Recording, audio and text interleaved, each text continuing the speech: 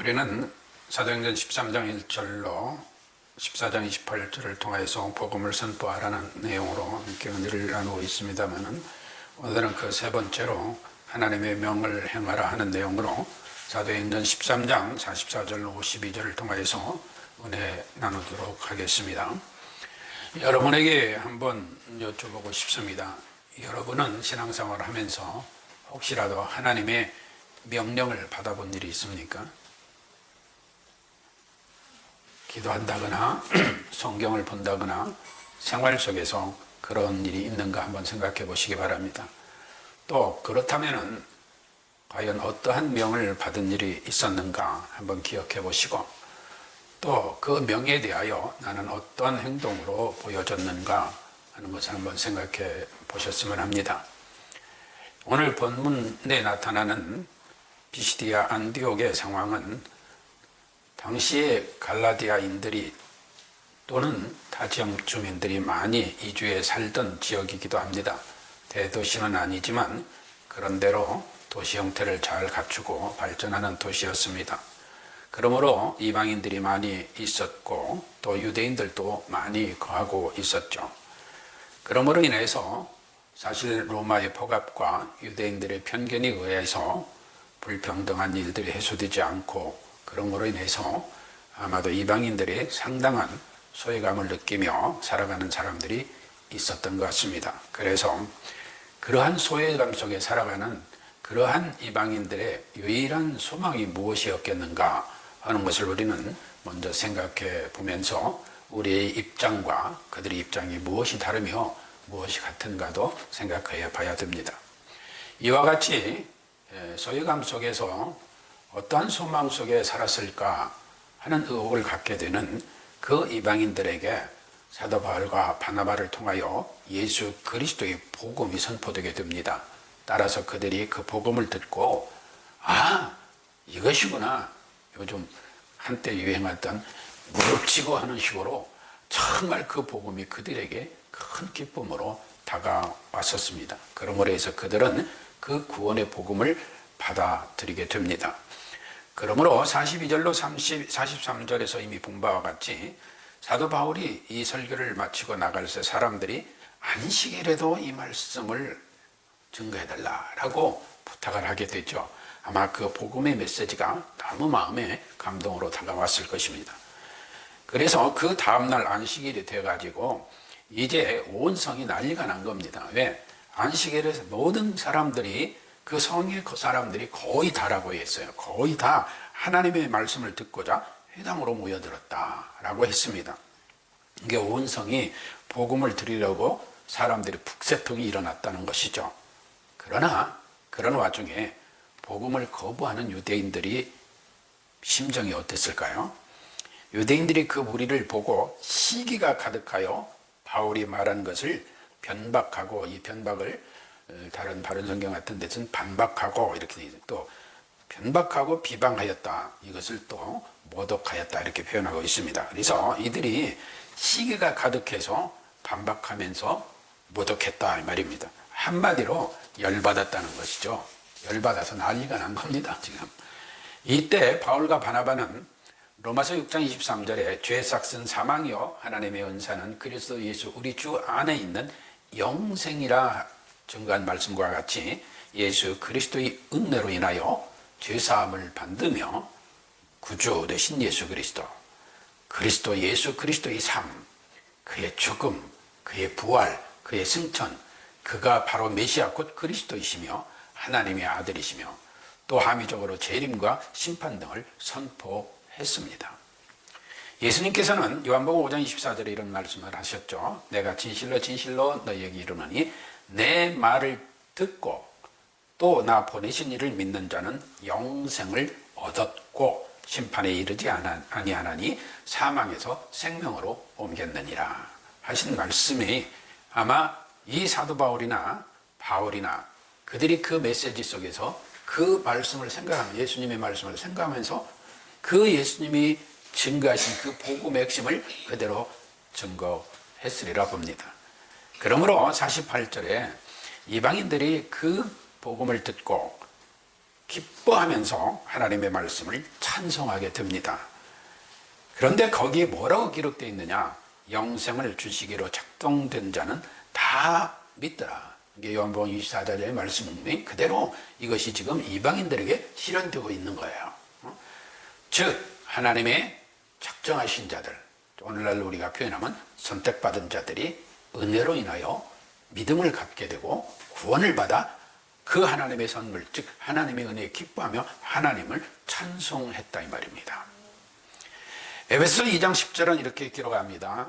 우리는 그의 만드신 바라 그리스도 예수 안에서 선한 일을 위하여 지으심을 받은 자니 이 일은 하나님이 전에 예비하사 우리로 그 가운데 행하게 하려 하심이니라. 그러니까 이들이 찬송했다 하는 것은 그들이 구원받고 하나님을 찬송한다면 그들의 삶이 하나님이 기뻐하시는 삶으로 이루어나간다는 것이죠. 바로 사도 바울은 그런 생을 살았고 또 그런 삶을 살 것을 성도들에게 누누이 권면해 왔었습니다. 그러나 복음을 받아들이지 못한 유대인들은 어땠습니까? 그들은 선지자들의 말을 알지 못하므로 지금도 예수 그리스도를 십자가에 못 박아 죽이는 진노의 죄를 저지르고 있다는 함의를 담고 있습니다. 다시 말하면 유대인들이 분노, 모독, 그들의 시기심, 반박 이런 것들이 모두가 복음을 아주 극렬하게 반대하며 거절하는 그런 행위라는 것이죠. 결국에 그로 인하여 그들은 예수 그리스도를 죽이는 진노의 죄를 회개치 못하고 그 죄를 지속적으로 짓고 있다는 함의를 담고 있다는 거죠. 곧 이방인들은 하나님의 은혜를 입게 되었지만 정작 하나님을 숭상하고 하나님을 믿고 하나님의 백성이라는 하나님의 선민이라는 유대교인들에게는 오히려 시기와 분노만이 표출되는, 즉 죄를 범하는 상황이 벌어지게 된 겁니다. 그러나 바울과 바나바는 조금도 굴하지 않고 담대히 하나님의 말씀 곧 복음만을 선포했습니다. 하나님의 말씀을 마땅히 먼저 너희에게 전할 것이로되, 즉 유대인들을 향하여 너희가 바로 하나님의 말씀을 먼저 받고 우리도 너희에게 먼저 전해야 할 것이로되 너희가 그 하나님의 복음의 말씀을 버리고 영생의 어둠에 합당치 않는 자로 스스로 자처하기 때문에 오히려 우리가 이방인에게로 향하게 된다라고 선포합니다. 그러면서 47절에 주께서 이같이 우리를 명하시되 내가 너를 이방의 빛을 삼아 너로 땅끝까지 구원하게 하리라 하셨느니라 라고 말합니다. 너를 이방의 빛을 삼아라 한다는 것, 삼아라고 하는 것은 참 빛이신 예수 그리스도를 선포하여 그 복음을 들은 자 중에 이미 작정된, 곧 선택받은 자들이 주님께 돌아오게 하는 그러한 일들을 하게 될 것이다 라는 것이죠. 다시 말하면 세례 요한이 빛이 아닌 것과 같이 사도 바울도 자기가 빛이 아니라 이방의 빛이 아니라 이방인에게 예수 그리스도의 빛을 드러내는 그러한 일을 하게 될 것이다. 또 땅끝까지란 말은 유대인 너희만이 선민이라 자처하지만 아니다. 너희야말로 너희가 스스로 하나님의 말씀 곧 복음을 거부했다. 그러므로 오히려 너희는 선지자들의 말을 믿지 않고 그 말을 신뢰하지 않냐고 그 말씀을 따르지 아니한 것 같이 하나님의 예언대로 그러한 상황이 너희에게 지금 이루어지고 있기 때문에 우리가 이방인에게 그 땅끝까지 이방인에게 복음을 전하게 되는 것이다 라고 말씀을 증거하고 있는 것입니다. 그러므로 49절 초반에 주 예수의 말씀이 그 지방에 두루 퍼져 나가게 되었다라고 말합니다. 다시 말하면 유대인 중심이 아니라 이방인 중심으로 주의 말씀이 그 지방에 두루 퍼져나갔다 하는 것입니다. 이에 시기와 분노가 극에 달한 복음을 거부하는 유대인들, 이 유대인들은 이제 잔꾀를 부리게 됩니다. 꾀를 부려서 무슨 생각을 하게 됐냐? 경건한 기분이라고 그랬는데 여기서 이 경건함이라는 것은 유대교의 아주 신봉자들, 유대교를 잘 따르는 이러한 자들을 말합니다. 그러한 귀부인들과 그 성내 유력자들, 즉 돈 있고 권력 있고 힘 있는 이런 사람들을 선동하게 됩니다. 그래야 해서 바울과 바나바를 핍박해 해가지고 그 지역에서, 즉 비시디아 안디옥에서 바울과 바나바를 쫓아내는 정말 막장 인생의 행동들을 하게 됩니다. 이러한 일이 사도행전 5장 17절로 18절에서도 우리는 보게 됩니다. 대제사장과 그와 함께 있는 사람, 즉 사두개인의 당파가 다 마음에 시기가 가득하여 일어나서 사도들을 잡아다가 옥에 가두었다라는 것이죠.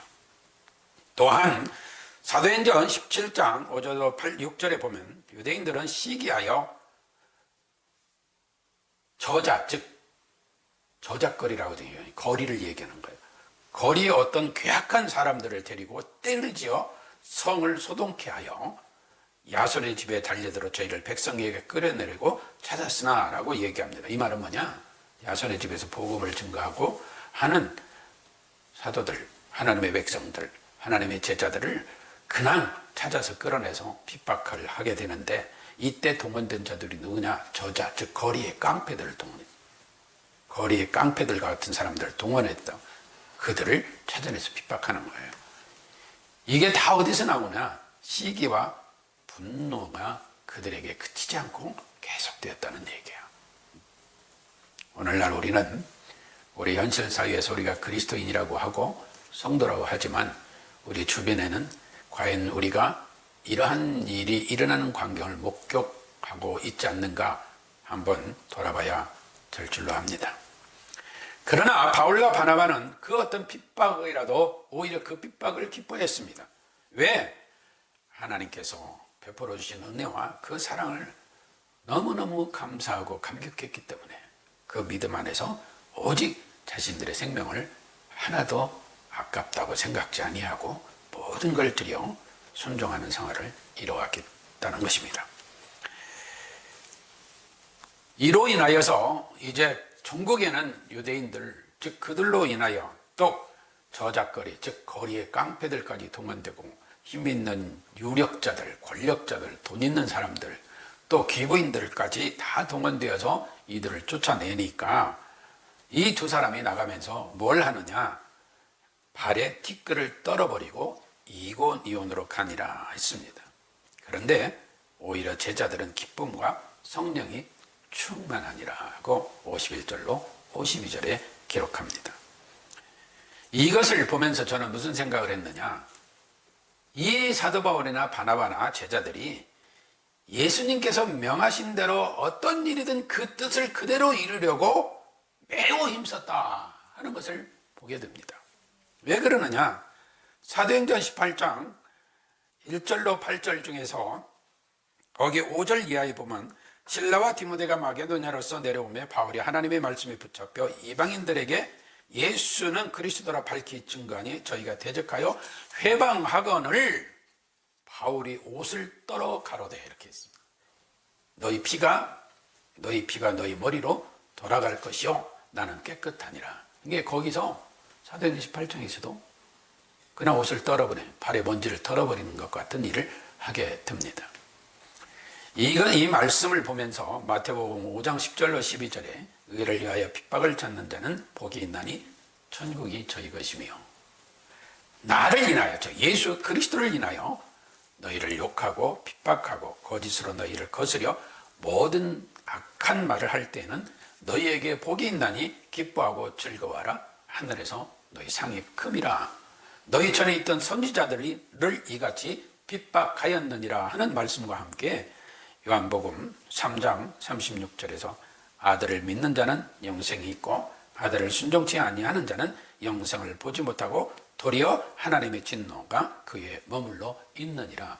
이러한 모든 말씀들이 사도 바울이나 바나바나 제자들은 마음에 품고 어떻게든지 주 예수 그리스도의 구원의 복음을 증거하면서 그걸로 끝나지 아니하고 예수님이 말씀하신 것을 어느 것 하나라도 실행에 옮기고자 이와 같은 천국의 구원의 은혜를 받았는데 우리가 무엇으로 보답할까 하면서 그 말씀 하나하나에 모든 관심을 집중시키고 그 관심 속에 말씀의 뜻을 이루며 살려고 몸부림쳤다는 것이죠.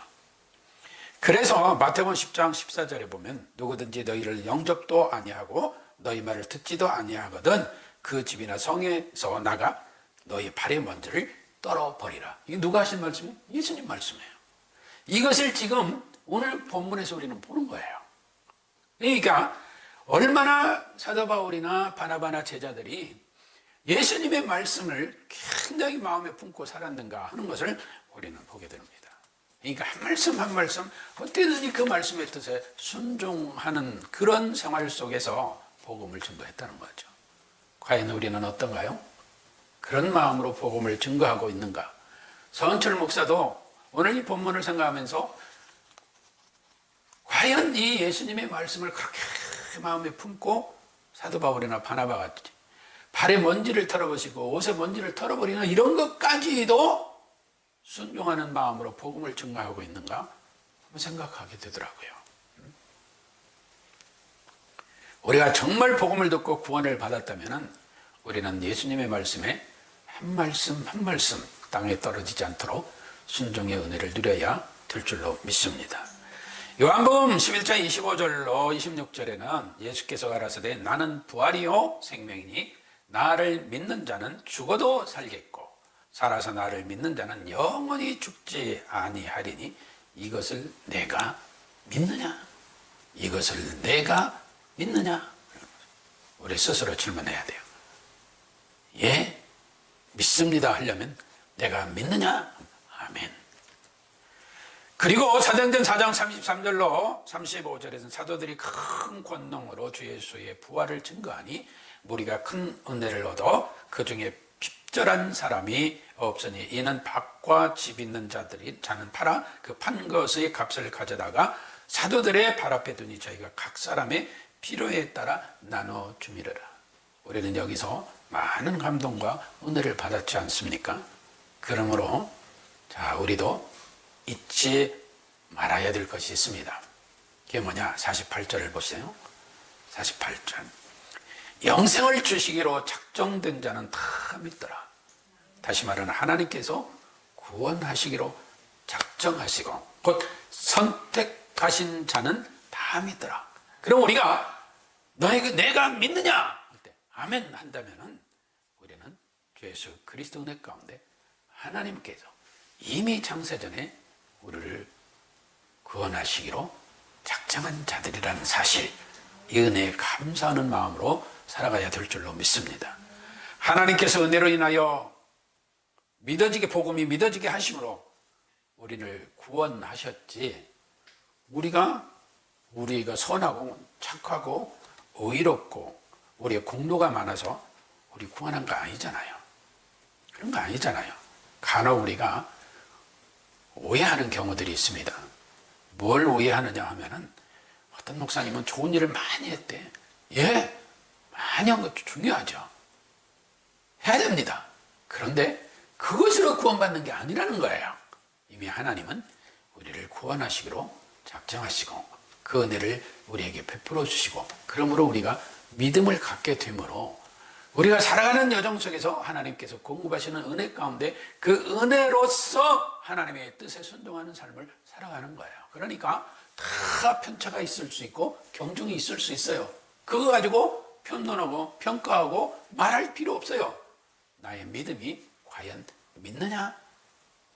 그 속에 그 말씀에 아멘 할 수 있는 그 신앙이라면 우리는 어떠한 상황 속에서라도 남과 비교하지 아니하고 내가 모범된 사람이 있으면 어떻게 하면 저분같이 오히려 더 주님을 잘 섬기며 뜻에 순종할까 하는 믿음 안에서 살고자 하는 기도가 필요한 것이지, 그것이 좌절하고 절망하고 또 나보다 못한 이들을 평가절하하고 할 일은 아니다 이 말입니다.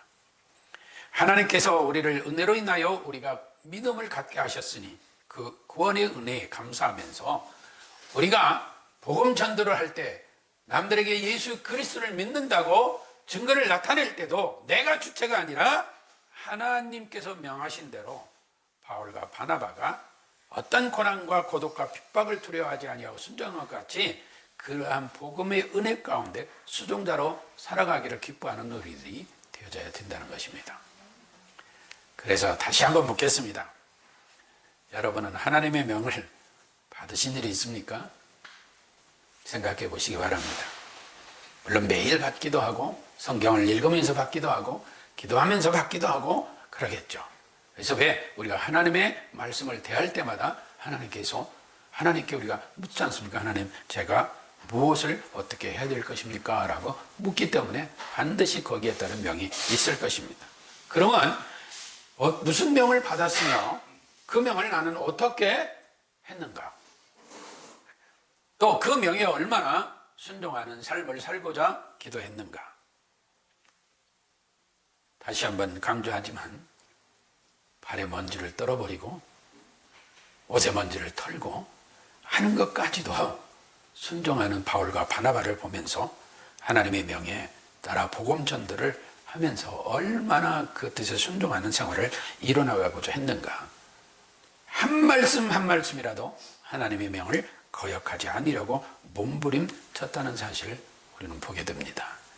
물론 그들을 통해서 복음을 들은 사람 중에 영생을 주시기로 작정된 데는 다 믿더라 하니 그들도 역시 같은 길을 따라가게 되리라 봅니다. 그래서 묻습니다.